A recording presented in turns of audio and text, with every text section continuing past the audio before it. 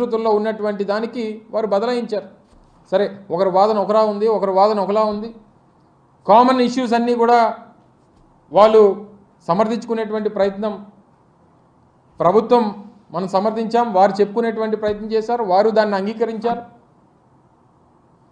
ప్రొసీజర్స్ని ఎక్కడా కూడా డిబేట్ చేయలేదనేటువంటి మాట చెప్పారు. ఈ సెక్షన్ 17A అనేటువంటిది ఇట్స్ ప్రొసీజరల్ యాక్ట్, ఒకటి ప్రొసీజరల్ యాక్ట్. అది దాన్ని చేయాలా లేదనేటువంటిది ఉన్ని దాని రూల్ పొజిషన్ ప్రకారం నిర్ణయం తీసుకుంటారు.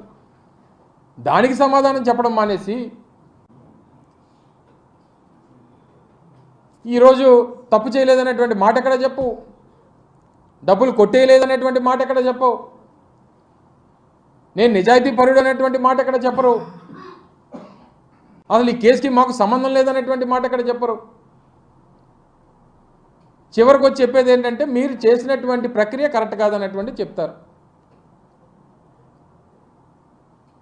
మీరు చేసినటువంటి దొంగ పని, మీరు చేసినటువంటి కరప్షను, మీకు ప్రజలు అధికారం ఇస్తే మీరు చేసినటువంటి అక్రమాలు, అన్యాయాలు ఇవన్నీ కూడా ఇన్వెస్టిగేషన్ ఏజెన్సీస్ కానీ, అనేక కేంద్ర ప్రభుత్వానికి సంబంధించినటువంటి సంస్థలు కానీ వారందరూ అంగీకరించారు. కాబట్టే ఈరోజు ఆయన శిక్ష రిమాండ్కు వెళ్ళి ఈరోజు బెయిల్ మీద తిరుగుతూ ఉన్నారు. ఈరోజు ఏదో మంచి జరిగిపోయి కేసు కొట్టేసినట్టు టీవీ ఛానల్స్ కొన్ని వాళ్ళ ఎల్లో మీడియా చూపిస్తూ ఉంది.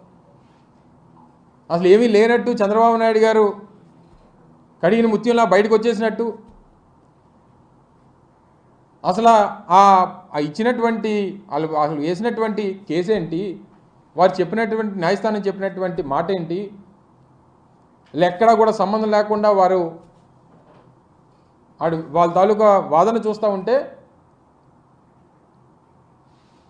చాలా అన్యాయంగా, అక్రమంగా ప్రజల్ని తప్పుదోవ పట్టించేటువంటి ప్రయత్నం చేస్తూ ఉన్నారు. చంద్రబాబు నాయుడికి చేతికి పడినటువంటి సంఖ్యలు కానీ, ఆయన మీద పడినటువంటి ఈ అవినీతి మచ్చ కానీ ఆయన నిరూపించుకోవాల్సి ముందుకొచ్చి చెప్పానండి.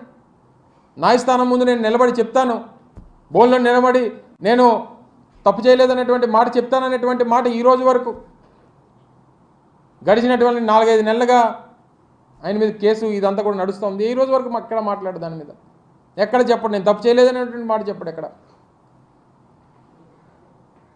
వీటన్నిటికన్నా మించి రేపు ప్రజల ముందు ప్రజాక్షేత్రంలో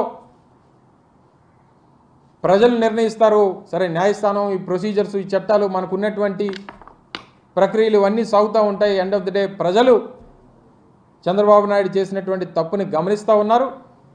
తప్పకుండా ప్రజాకోర్టులో మరొకసారి శిక్ష పడేటువంటి పరిస్థితి దగ్గరలో ఉంది అనేటువంటి మాట ఈ సందర్భంగా మీ ద్వారా మరొకసారి తెలియజేస్తా ఉన్నా.